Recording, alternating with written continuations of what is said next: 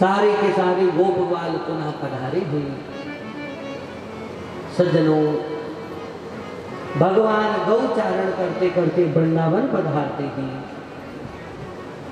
और वृंदावन में भगवान ने देखा खूब बढ़िया वृंदावन को सजाया गया। भगवान ने नंद बाबा को पूछा, हे नंद बाबा, वृंदावन को इतना सुंदर क्यों सजा रहे हो, क्या बात है? नंद बाबा ने कहा, बेटा हम गोपवाल हैं ना, तो हमारे देवता इंद्र हैं। इंद्र बरसात करते हैं और फिर हमारी फसल पकती है, फिर हमको खाने को मिलता है, इसलिए हमारे देवता इंद्र राजा है। हम सब मिलकर के इंद्र का पूजन करेंगे, अर्चन करेंगे। कृष्ण भगवान ने कहा, हे नंद बाबा, परम पिता परमात्मा ने सबको अलग अलग काम सौंप रखा है। अग्नि का क्या काम है? जलाना। वायु का काम है सबको प्राणवायु देना। इंद्र का काम है बरसना। सब अपने अपने काम कर रहे हैं, ये उनका कर्तव्य है। हे नंद बाबा, हम इंद्र का पूजन नहीं करेंगे, हम सब मिल करके इस गोवर्धन पर्वत का पूजन करेंगे।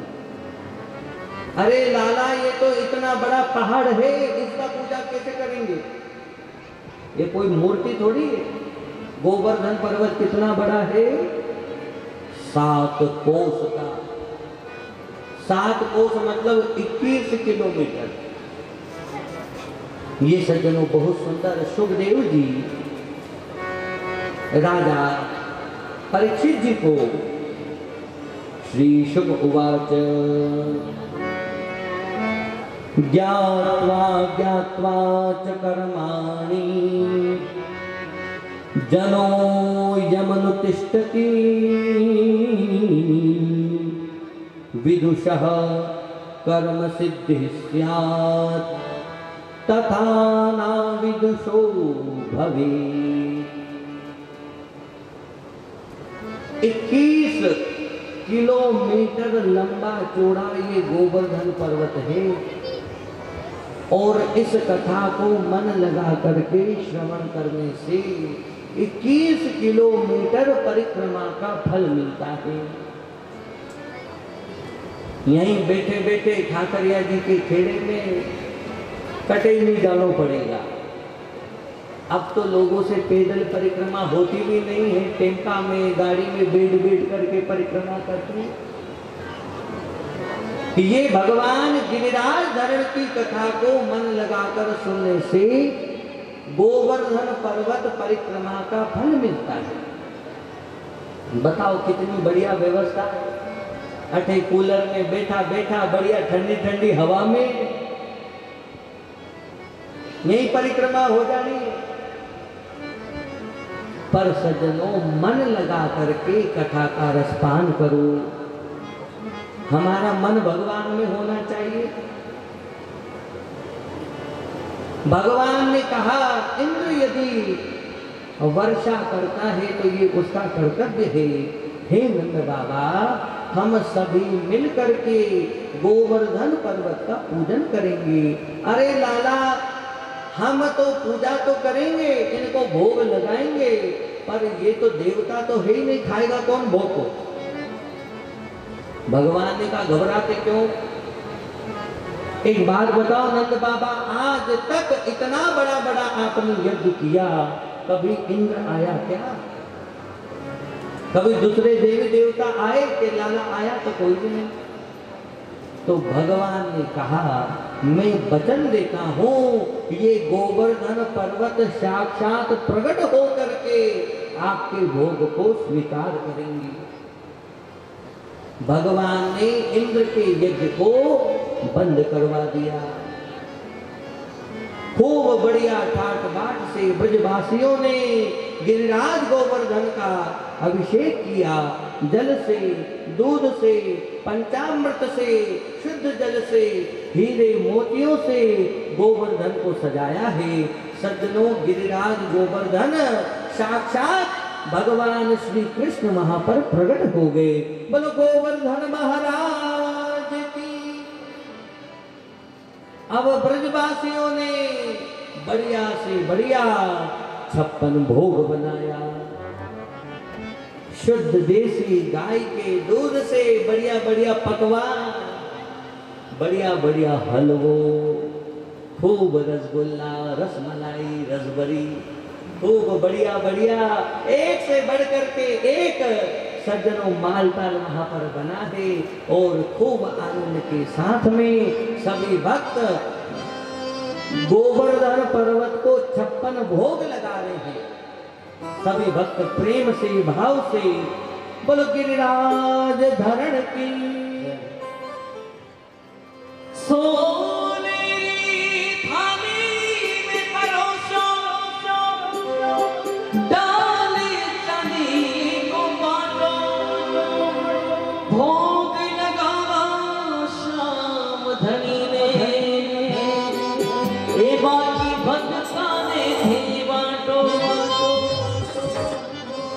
आवो आवो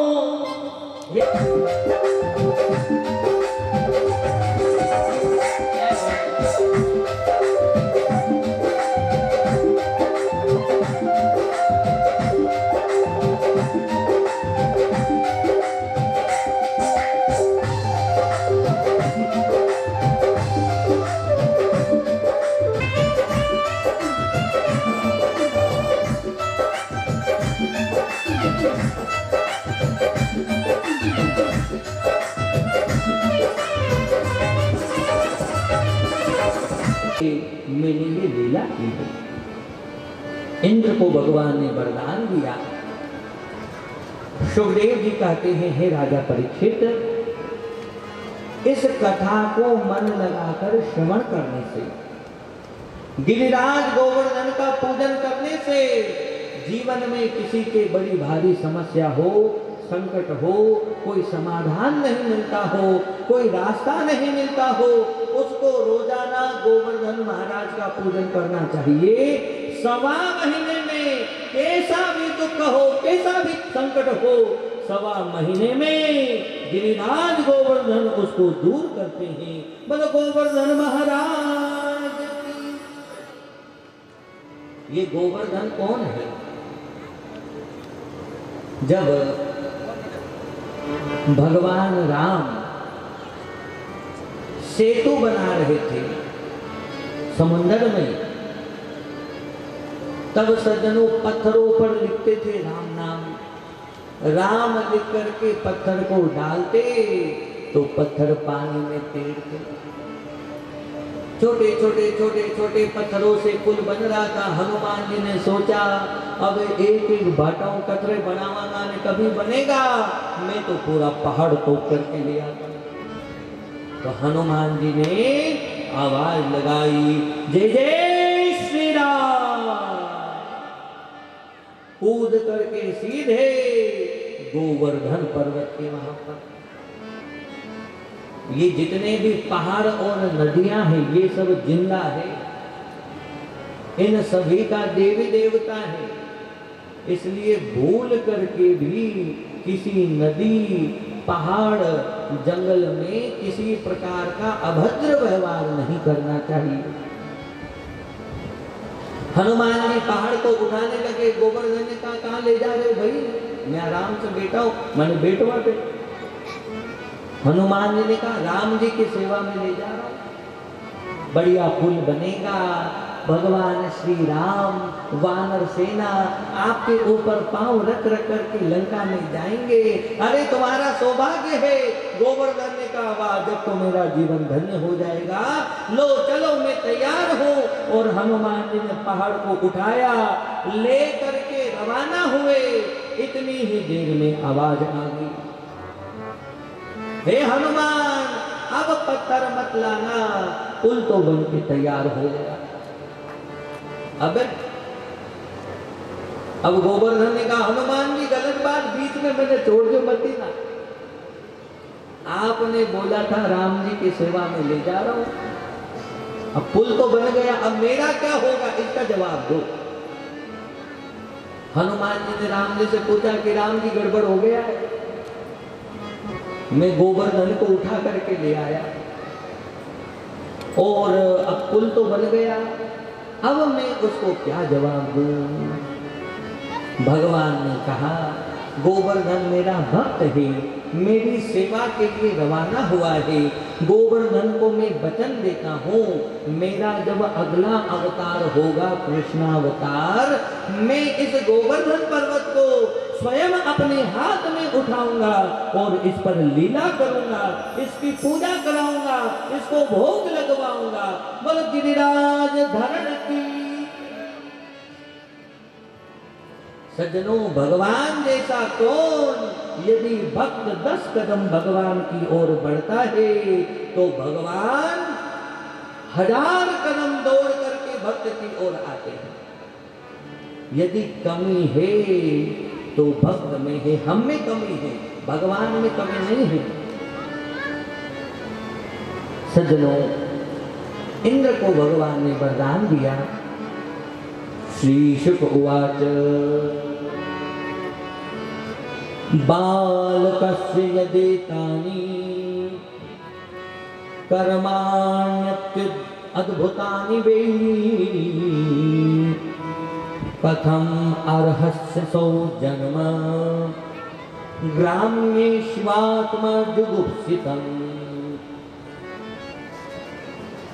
एक बार नंद बाबा ने द्वादशी प्रधान एकादशी का व्रत किया।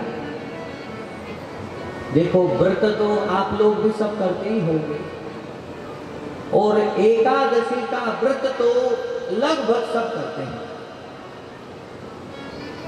परंतु व्रत करना कैसे चाहिए।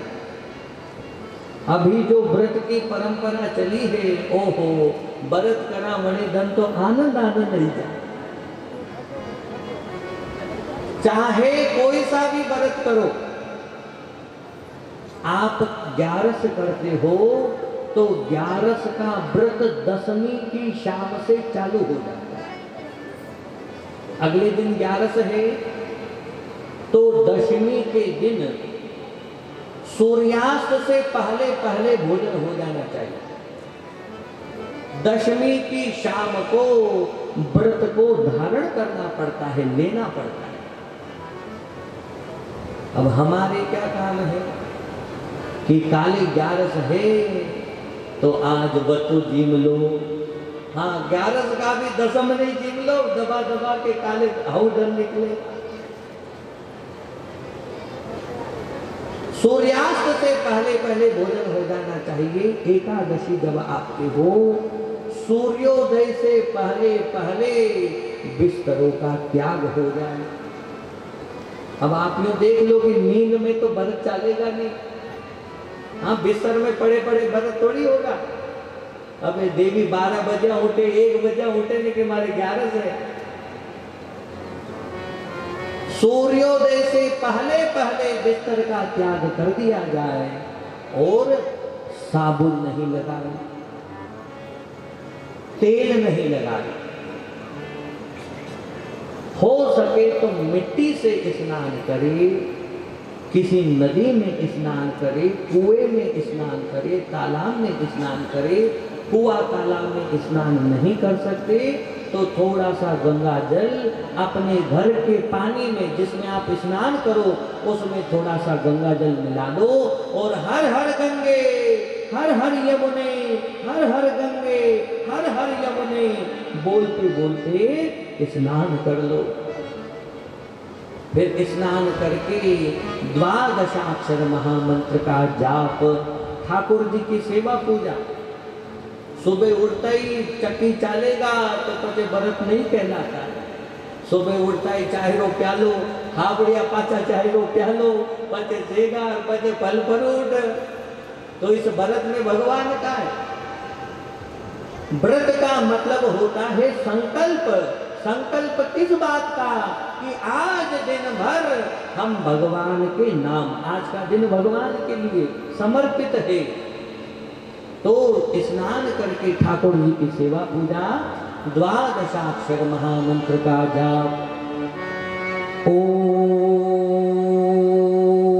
नमो भगवते वासुदेवाय। ओम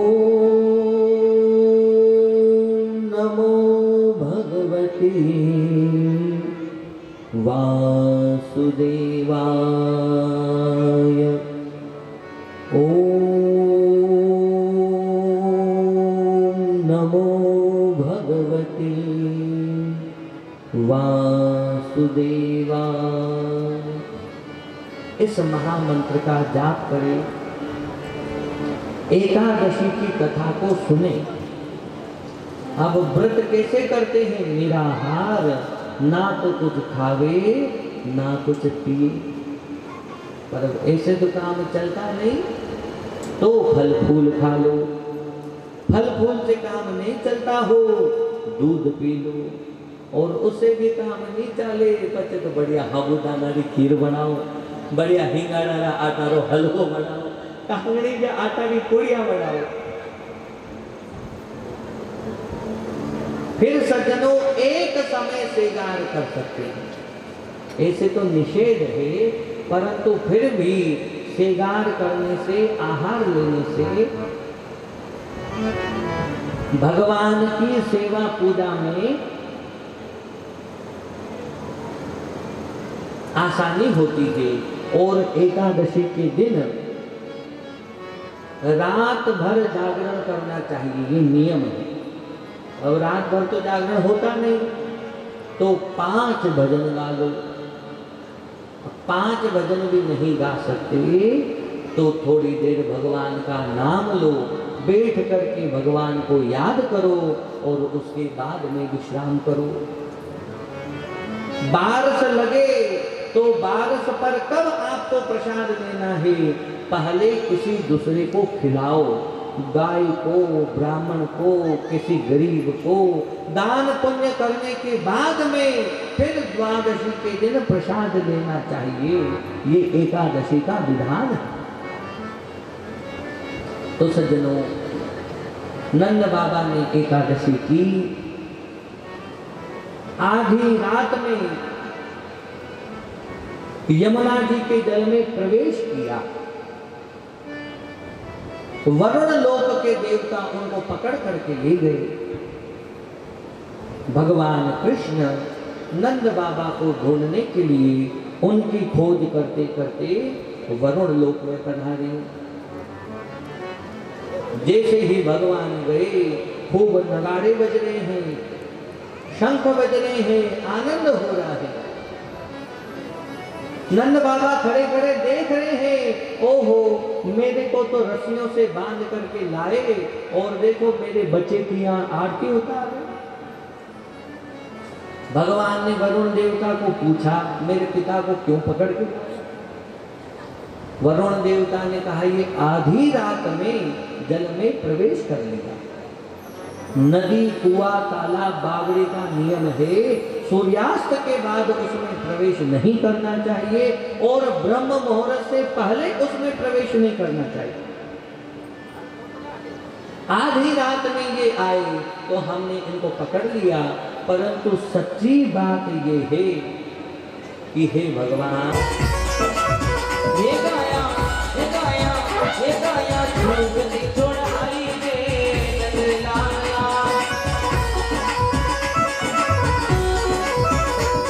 अरे लाला रे गोपाल लाला, लाला रे गोपाल लाला, रे मुरली, रे मुरली, रे मुरली, रे मती बजाई रे लाला।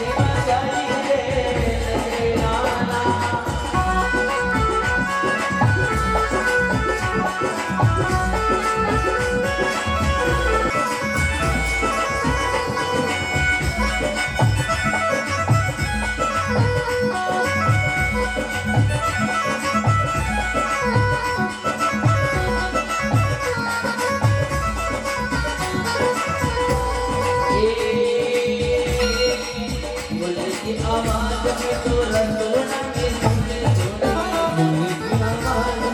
रसोड़ा में सुनी सुनी रसोड़ा में सुनी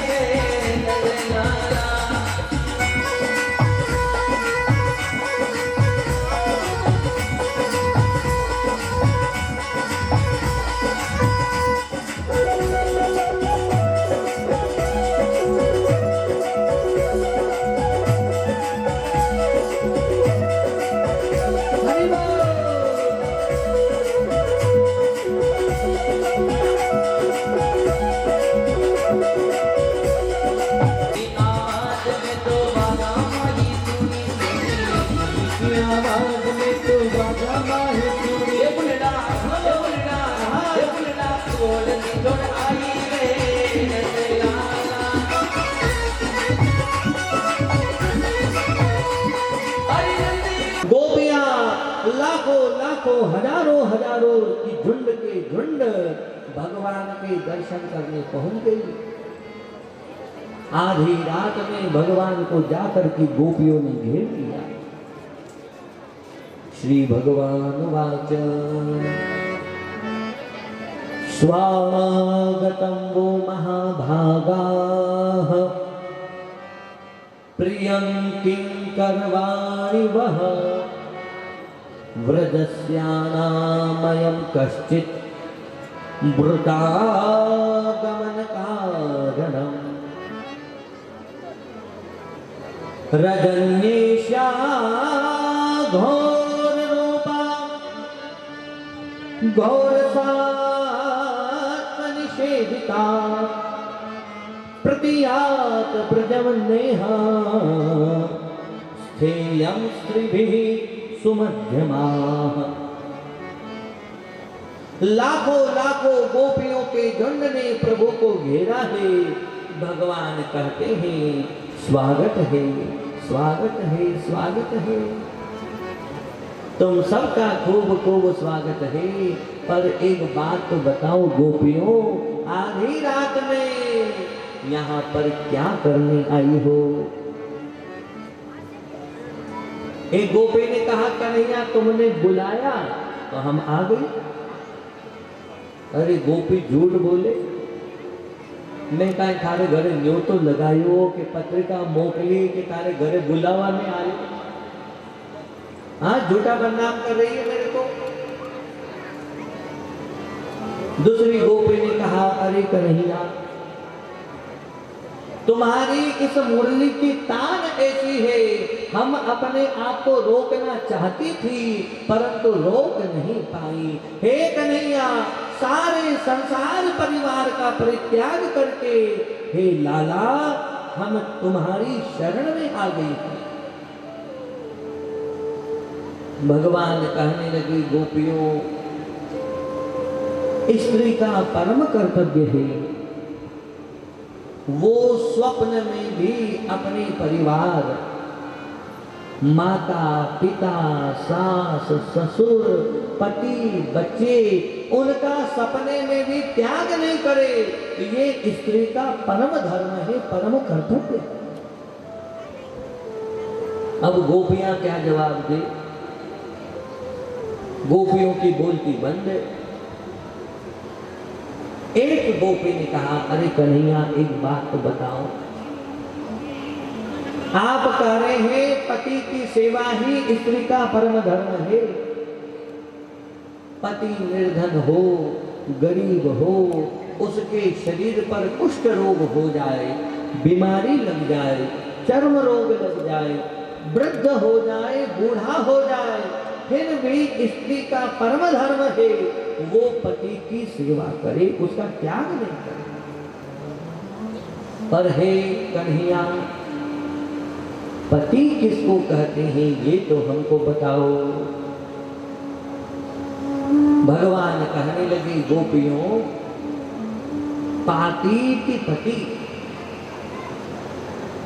जो सपने में भी पतन नहीं होने दे, गिरने न दे, जो 24 घंटे साथ रहे, जन्म जन्म तक साथ नहीं छोड़े, श्वास श्वास में आपके साथ में रहे, आपकी रक्षा करे, आपका कल्याण करे, आपका भरण पोषण करे और आपका मोक्ष प्रदान करे, आपका उद्धार करे, उसका नाम है पति। गोपी हाथ जोड़ करके कहने लगी, हे कन्हैया, ऐसे तो केवल आप ही हो। हे भगवान, इस आत्मा का यदि कोई पति परमेश्वर है तो परमात्मा आप हो। जब हम नहीं थी तब भी लाला हम आपके साथ में थी, क्योंकि भगवान तो अंदर बैठे हैं। हे कन्हैया, जन्म जन्म साथ देने वाले, जीव का कल्याण करने वाले, भरण पोषण करने वाले, पेट पालने वाले, हे नंदलाल, वो तो आप ही हो।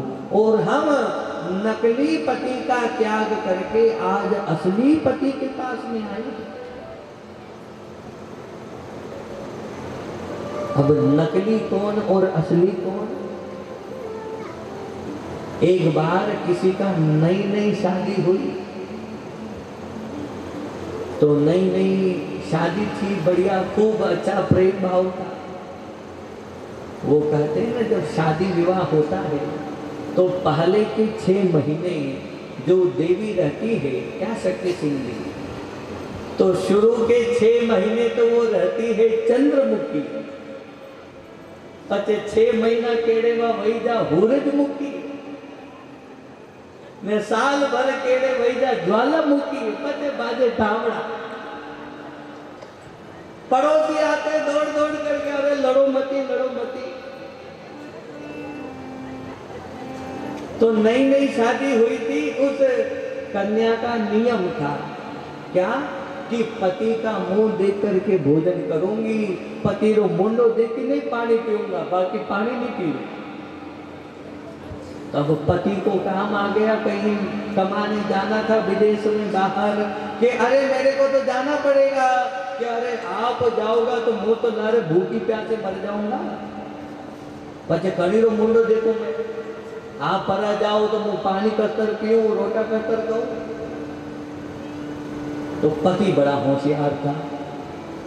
पति ने क्या किया कि बढ़िया बाजार में जाकर के फोटो खिंचाया, ने बढ़िया फोटो फ्रेम लगा के कांच में तस्वीर बना के पत्नी को थमा दी कि अनिरो मुंडो देख लो, अनिरे भोग लगानो में खूब कापी में मस्त रहती थे। अब पत्नी ने फोटो लगा लिया मंदिर में, अब पानी पीवे, फट फोटो ना हामे जावे, पहली पति देवता ने भोग लगावे, पचे पानी पीवे। अब उसका तो नियम, साल 2 साल के बाद में उसका पति दरवाजे पर आया है और वो उस फोटो के सामने भोग लगा रही है, हे पति देवता लो प्रसाद पाओ। और जो असली का पति है वो दरवाजा बजा रहा है कि देवी दरवाजा खोल। अब तो मैं आ गया, दरवाजा खोल, देवी माई ने भोग लगाई थी। तो भगवान आप बताओ, गोपियां भगवान से पूछ रही है, भगवान आप बताओ कि उसको पहले दरवाजा खोलना चाहिए कि अरे फोटो ने भोग लगाना चाहिए? अरे जब असली मिल गया तो फिर नकली का क्या काम है? हे प्रभु, हमको तो आप मिल गए, अब संसार से हमको कोई काम नहीं, हम तो आपकी शरण में आ गई हैं। बोलो रास बिहारी लाल की। सज्जनों, भगवान ने गोपियों की खूब परीक्षा ली है। अब देखते ही देखते जितनी गोपियां इतने भगवान ने रूप धारण कर लिए। श्री शुक उवाच श्रीर्यत्पदाम्बुजरजश्च चक्रमे तुलस्या लब्ध्वापि वक्षसि पदं किल भ्रत्यजुष्टम् यस्याः स्ववीक्षणे कृतेन्यसुरप्रयासा तद्वद्वयां च तव पादरजः प्रपन्नाः। गोपियां लाखों लाखों की संख्या में गोपियां हैं और लाखों लाखों रूप भगवान ने धारण कर लिए। दो गोपियों के बीच में एक कृष्ण हर गोपी को लग रहा है भगवान हमारे पास में है। हजारों लाखों गोपियां हजारों लाखों भगवान ने रूप धारण किए हैं। आकाश में चंद्रमा अमृत की वर्षा कर रहा है, मंद सुगंध हवाएं चल रही है, सारे ब्रह्मांड में आनंद ही आनंद हो रहा है। और उसी समय देखते ही देखते भगवान की रास लीला का शुभारंभ हुआ। बोलो रास बिहारी लाल की। ये मीठे रस से भरी उड़ी राधा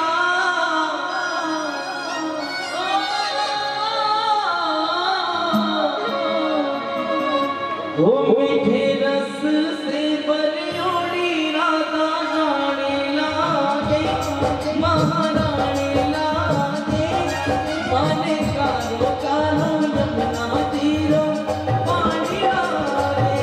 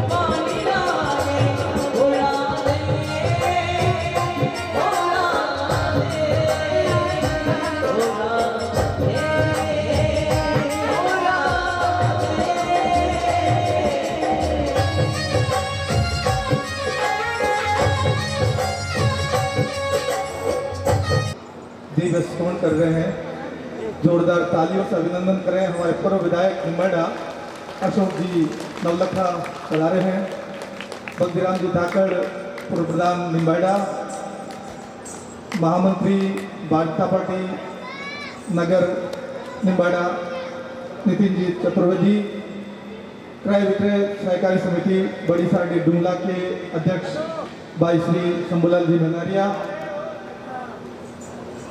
और हमारे बीच चित्तौड़गढ़ के लोकप्रिय विधायक चंद्रभान सिंह जी आख्या इस भागवत कथा स्थल पर पधार चुके हैं।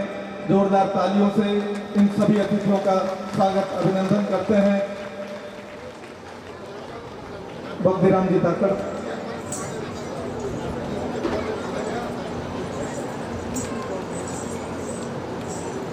ये खाकरिया जी का खेड़ा गांव छोटा है, किंतु ठाकुर साहब जगत सिंह जी और इस गांव वालों का एक पुनीत सौभाग्य इस भागवत महापुराण निमित्त देकर के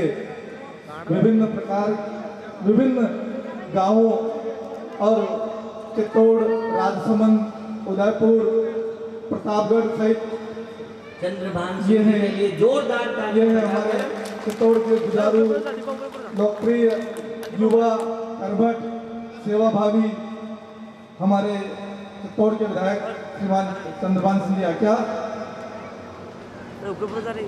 साथ में जो भी कार्यकर्ता आपके साथ पधारे हैं उनका भी इस अवसर पर जोरदार अभिनंदन। मैं आयोजक परिवार की ओर से नारायण सिंह जी और उनकी टीम से अनुरोध करूंगा कि हमारा इस भागवत कथा स्थल पर अतिथियों का उपरना और साफे से जो अभिनंदन करते आए हैं करने की कृपा करावे। आसावरा माता सरपंच अशोक जी राय का आपका भी अभिनंदन। यह है मूछाला महादेव आश्रम से पधारे राजसमंद, मूछाला महादेव से पधारे राजसमंद के भक्त, उनका भी इस भागवत कथा स्थल पर जोरदार अभिनंदन। बरसती है रसगंगा, कभी राम कथा की, कभी भागवत ज्ञान की, यही परंपरा व्यासपीठ से निभा रहे हमारे पूज्यपाद संत श्री श्री गदाराट अनंत राम जी शास्त्री जी के मुखारबिंद से आज कथा का 5वां दिन, क्षमा चाहूंगा 6ठा दिन, कल कथा का विराम दिवस होगा। कथा के कल विराम दिवस पर यहाँ से पूज्य स्वामी जी की विदाई होगी। विदाई एक अनोखे अंदाज में होगी। कथा श्रवण कर रहे सभी भक्तों को एक जानकारी देना चाहूंगा मैं। संख्या भले ही हम लोग कम दिख रहे हैं, लेकिन दो राज्यों मध्य प्रदेश और राजस्थान राज्यों के भक्त यहाँ बैठे हैं, जिसमें मेवाड़ और मालवा का मिलन, मेवाड़ और वागड़ का मिलन, ये संयोग बनाया इस राणावत परिवार ने। एक बार राणावत परिवार के लिए जोरदार तालियां बजा करके आभार अभिनंदन करें। ऐसा सुअवसर हम सब लोगों को दिलाया। श्री चार भुजानाथ की असीम कृपा से मंदिर बना, भोलेनाथ का मंदिर निर्मित हुआ और ठाकुर जी की मंदिर मूर्ति की प्रतिष्ठा सहित भोलेनाथ, ये हम सब लोगों के लिए बहुत ही सौभाग्य का अवसर, सुअवसर राणावत परिवार ने दिया। जितनी तारीफ करें कम है।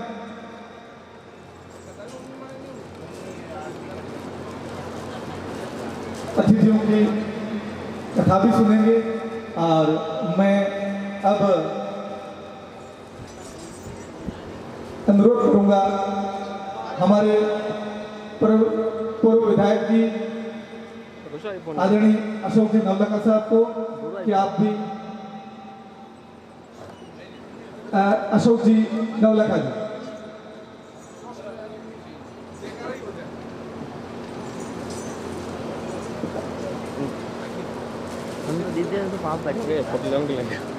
गांव खागरा जी की खेड़ा में आयोजित राणावत परिवार के तत्वाधान में आयोजित इस श्रीमद् भागवत कथा के इस भव्य आयोजन में हमारे बीच व्यासपीठ पर विराजमान परम पूज्य स्वामी जी के पावन चरणों में हृदय की असीम आस्था के साथ कोटि कोटि वंदन करता हूँ, कोटि कोटि नमन करता हूँ। आज का हमारा सौभाग्य, आज के इस भव्य आयोजन में, भागवत कथा के आयोजन में हमें भी सहभागी बनने का मौका मिला। मैं राणावत परिवार के हृदय से आभार व्यक्त करता हूँ कि आपने एक छोटे से गांव में इतनी भव्य कथा का आयोजन करके इस कथा पांडाल को ही गौरवान्वित नहीं किया, बल्कि हमारे पूरे क्षेत्र का नाम गौरवान्वित किया है। आज के इस पावन अवसर पर हमारे चित्तौड़गढ़ क्षेत्र के लोकप्रिय विधायक हमारे भाई आदरणीय चंद्रभान सिंह जी साहब वाक्य भी इस अवसर पर पधारे हैं। हमारे साथ निम्बाड़ से आदरणीय प्रधान साहब बद्रीराम जी ठाकर साहब पधारे हैं। अन्य सभी अतिथि महानुभाव हमारे कार्यक्रम पधारे हैं। निश्चित रूप से आपका आशीर्वचन और आपका मार्गदर्शन लेने के लिए यहाँ पर आए हैं। आपका आशीर्वचन हमें मिले ताकि हम सत्य और न्याय के मार्ग पर चलकर इस देश की और समाज की सेवा में अग्रणी रह सकें। इस भागवत कथा के माध्यम से हमें संस्कार मिलते हैं, हमारी संस्कृति की जानकारी मिलती है और इस आध्यात्मिक चेतना के साथ हमारी संस्कृति और हमारे संस्कार को जोड़ने का जो एक अनूठा उपक्रम इस अवसर पर उपस्थित हुआ है उसमें हम भी सहभागी बने हैं। मैं इस अवसर पर पुनः आदरणीय स्वामी जी के चरणों में नमन करता हूँ, राणावत परिवार का धन्यवाद ज्ञापित करता हूँ और उपस्थित सभी माताओं पिताओं सभी उपस्थित मातृशक्ति को नमन करता हूँ, अपनी वाणी को विराम करता हूँ। बहुत बहुत साधुवाद नवलखा जी। हम कथा सुने और कथा के बाद नीतिपूर्वक राजनीति करें, ये एक सूक्ष्म संदेश नवलखा जी ने दिया। जोरदार तालियां नवलखा जी के लिए। अब मैं अनुरोध करूंगा हमारे युवा जुझारू और कर्मठ सेवाभावी चित्तौड़ जिले की शान आदरणीय चंद्रभान साहब से अनुरोध करूंगा कि आपके मुखारबिन से हम सबको लाभान्वित करें। आदरणीय चंद्रभान साहब। भारत माता की,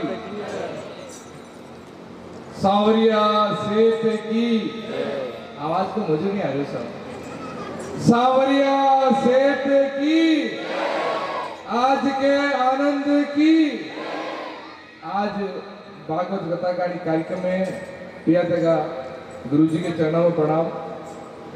परम आदरणीय हमारा बड़ा भाई पूर्व विधायक और माने टाइम पे एक गार्जियन के रूप में काम जो है अशोक जी साहब, भक्ति राम जी साहब, शक्ति काका और कथा ने करा वाला हमारा छोटा भाई नारायण सिंह जी जो हमारा छोटा भाई भी है और बहुत हमारे पे जीव भी रखे और कथाओं में अणु भी रखे कारण बहुत जरूरी हो। क्योंकि नारायण सिंह जी को एक फोन पे आदेश भी हो कि चंद्रभान जी आ जाइए तो देख लूंगा मैं आपने, क्यों नहीं दूंगा।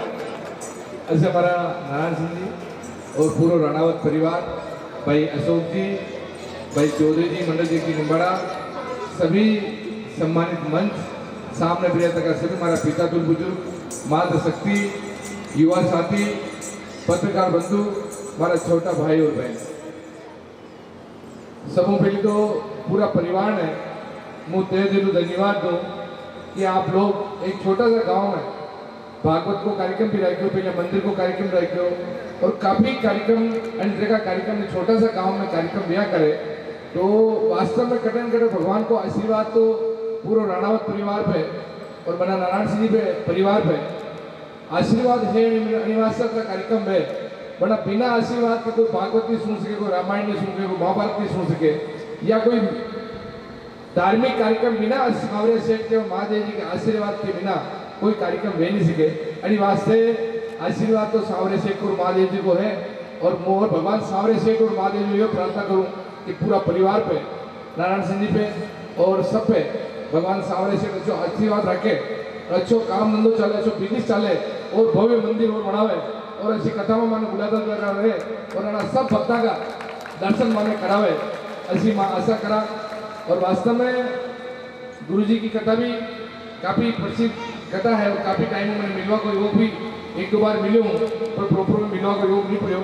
आज मैं भाग्यशाली हूँ कि गुरु जी को दर्शन भी हो, सब आप लोगों का दर्शन भी मैंने लिया और इन कार्यक्रम मैंने बुलायो और इन कार्यक्रम में आप मारो तो सम्मान की दो, इनका वास्ते आप लोगों ने धन्यवाद। और माँ का लायक एक छोटे मोटे कोई भी काम है तो आप पधार दो, द्वार माँ का बेटा आप लोगों का खुला है, तन मन धन हूँ आप लोगों के साथ हूँ कि काम और कोई भी सरकारी काम हो, निजी काम हो, कोई भी काम है उन्हें वास्ते पधार दो, आप सब लोगों के साथ में खड़ो हूँ। और एक बार और भाई नारायण बनाना तर दिलो धन्यवाद। और भाई शंभू जी को नाम ले दो, क्या नारायण जी और शंभू जी की एक जोड़ी भी है, ठीक है नहीं, क्या नारायण बाबू तो बक बक बोल डूब जावे, शंभू जी बड़ा घाटा है तो बोले बोले पाँचों फिरे को बोले। अभी वास्ते सब लोगों का धन्यवाद। जय हिंद, जय भारत। श्री राम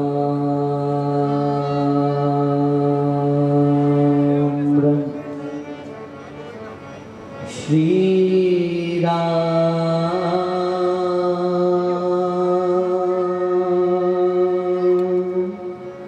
हरे राम।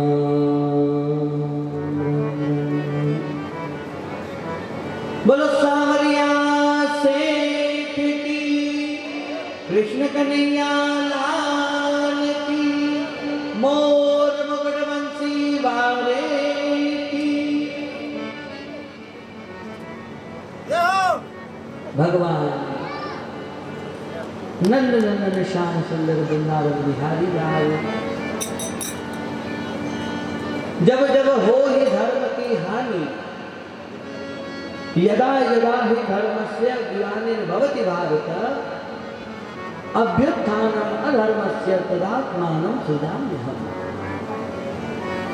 भगवान श्री कृष्ण का अवतार हुआ है धर्म की स्थापना करने के लिए। भगवान ने कंस का उद्धार किया। ये कंस कौन है? कंस शब्द बनता है कसी हिंसायाम धातु से कंस बनता है। कंस का मतलब होता है जो हिंसा करे, जो दूसरों को सताए, जो दूसरों को मारे, उसका नाम है कंस। रावण कौन है? रावयतीति रावणः, जो दूसरों को रुलाए उसका नाम है रावण। अब आप मन में विचार कर लो, अने धरती माते कचरा तो रावण खरीदा ने कचरा कंस भरीरा। पहले तो एक रावण था, राम जी ने अवतार लिया, रावण का उद्धार किया। एक कंस था, कृष्ण भगवान ने अवतार लिया, कंस का उद्धार किया। परंतु अब तो घर घर में रावण हो गए। पार्वती जी भगवान को पूछती है कि हे भोले भंडारी, राक्षस किसको बोलते हैं? हम मन में ये विचार करते हैं कि ऐसा मोटा मोटा हिंगड़ा वेगा और जो कालो कालो रूप वेगा, ऐसा सांड के जैसा शरीर होगा, वो राक्षस है। शंकर भगवान गोस्वामी जी बताते हैं, भगवान देवादिदेव महादेव पार्वती को बता रहे हैं राक्षस कौन? मां नहीं मात पिता नहीं देवा, मां नहीं मात पिता नहीं, साधुन संग करवा वही सेवा, साधुन संग। श्री राम जय राम जय जय राम। दोनों हाथ उठाकर प्रेम से श्री राम जय राम जय जय राम। श्री राम जय राम जय जय राम। श्री राम जय राम जय जय राम। श्री राम जय राम जय जय राम। श्री राम जय राम जय जय राम। श्री राम जय राम जय जय राम। श्री राम जय राम जय जय राम। श्री राम जय राम जय जय राम। दोनों हाथ उठाकर प्रेम से श्री राम जय राम जय जय राम। श्री राम जय राम जय जय राम। श्री राम जय राम जय जय राम। श्री राम जय राम जय जय राम। श्री राम जय राम जय राम। श्री राम जय राम जय जय राम। सज्जनों, भगवान शिव शंकर भोलेनाथ बता रहे हैं राक्षस कौन? मां नहीं मात पिता नहीं देवा, साधन संग करवा वही सेवा, सो जानिय निश्चर सम प्राणी। जो माता पिता की आज्ञा का उल्लंघन करे, माता पिता की आज्ञा को माने नहीं, साधु संत ब्राह्मणों से अपनी सेवा कराए और देवी देवताओं के लिए बोले कि मुंह तो अना में नहीं मानू, ये भगवान को मान। अरे आ तो बाटो अनिल का ढोक लगा। भगवान को माने नहीं, गुरु को माने नहीं, देवी देवता को माने नहीं, माता पिता को माने नहीं। हे जगदम्बा, हे पार्वती, वो निश्चर है, वो इस धरती पर चलता फिरता राक्षस है। तो अब आप मन में विचार कर लो कि कितने सारे राक्षस घूम रहे हैं। पहले तो खबर पड़ती कि फलानी राक्षस है न फलानी देवता है, अब तो देवता के रूप में राक्षस घर घर में घुस करके बैठ गए। परंतु सज्जनों, आज हमारा हृदय वास्तव में बड़ा प्रसन्न है। हम अतिशयोक्ति नहीं करते, हमारे स्वभाव में ही नहीं है, पर हम आपको अंतर हृदय से बता रहे हैं। आप कुछ सालों पहले चले जाओ, 5 साल 10 साल पहले हिंदू की औकात नहीं थी जो अपने जुबान से बोल दे कि मैं हिंदू हूं। पर आज इस मोदी राज में, इस सरकार में, हम किसी सरकार के पक्षधर नहीं हैं, परंतु जो सत्य है वो सभी के सामने है। वर्तमान में हिंदू अपना सिर उठा करके जी रहा है, छाती ठोक करके बोल रहा है कि हम हिंदू हैं। इस समय में आप देखो कितनी कथा चल रही है, घर घर में, मोहल्ले मोहल्ले में, गांव गांव में भगवान की कथा चल रही है। और खाकरिया जी का खेड़ा कितना छोटा सा गांव है, परंतु आज हृदय में इस बात का बड़ा आनंद है। इस छोटे से गांव में एक निमंत्रण पर, चाहे गौतम जी दत्त हो, चाहे चंद्रभान जी जोशी सांसद साहब हो, चाहे ये निम्बाहेड़ा वाले हो, या हमारे जो चंद्रभान सिंह जी आज्ञा हो, जोरदार तालियां बजाकर आप इनका स्वागत करें। छोटे से गांव में भी ये अपने 1000 काम छोड़ करके आ रहे हैं इस धर्म के नाम पर। भगवान की कथा है, बड़े बड़े नेता, मंत्री, एमएलए, सांसद 1000 काम छोड़ करके यहाँ पर आ रहे हैं, क्यों? इस धर्म के लिए। तो सज्जनों, पहले का समय, वास्तव में पहले का जो दौर गुजरा वो तो बहुत बुरा था। ना तो मंदिर बन रहे थे, ना धर्म का विकास हो रहा था, न कथा हो रही थी। अभी आप उज्जैन में जाओ, काशी में जाओ, अयोध्या हमारे सामने है। सज्जनों, हजारों सैकड़ों साल से हम इंतजार कर रहे थे, हमारे भगवान कब बैठेंगे। हमारे भगवान को कोरड के अंदर घिसेड़ दिया। हमारे भगवान है या न है, इसके ऊपर प्रश्न चिन्ह लग गया। हजारों हिंदुओं की आस्था चकनाचूर हुई, कितने साधु संतों की हत्या हुई, कितनी गायों की हत्या हुई। परंतु आज हमको इस बात का गर्व है कि अयोध्या में भव्य राम मंदिर बना और राम लला विराजे। केवल भारत में नहीं, पूरे विश्व में दिवाली बनी है। केवल भारत की बात नहीं है, गांव गांव में दीपक जले। तो सज्जनों, राम राज्य क्या है? हर एक जीव प्रसन्न रहे, खुश रहे। भगवान कृष्ण ने कंस को मारा, वत्सासुर, अघासुर, बकासुर, हजारों हजारों राक्षसों को मारा, क्यों? धर्म की स्थापना के लिए। सज्जनों, देखते ही देखते भगवान नंद नंदन श्याम सुंदर वृंदावन बिहारी लाल समुद्र के बीच में द्वारिकापुरी का निर्माण करते हैं। सूत जी कहते हैं, हे शौनकादिक ऋषियों, हे ऋषि मुनियों, जरासंध ने मथुरा पर हमला बोला।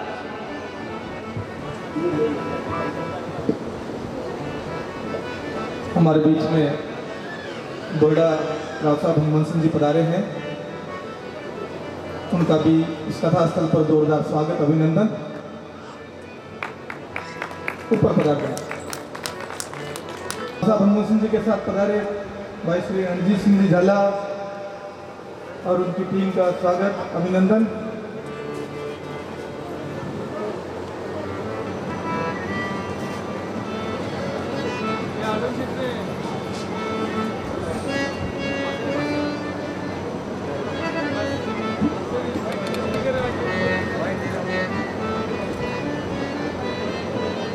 स्वागत की इस रस्म के साथ एक सूचना, कल कथा विराम के बाद महाराज तुलसी विवाह के पश्चात महाराज श्री की यहाँ से विदाई जब होगी तो भगवा और तिरंगामयी यात्रा के साथ होगी। आप सब लोग पधारे और कल की भगवा और तिरंगा यात्रा को के साक्षी बने।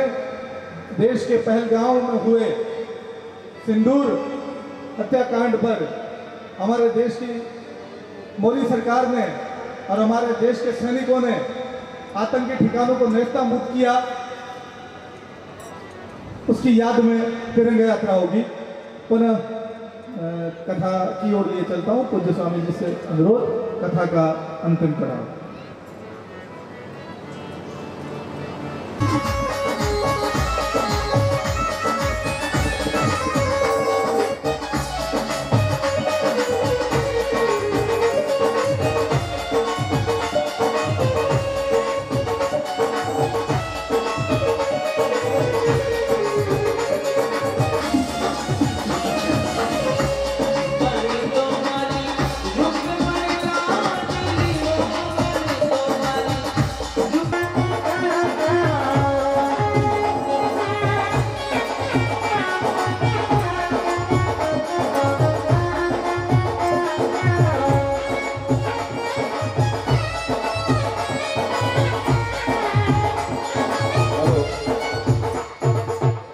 भगवान का विवाह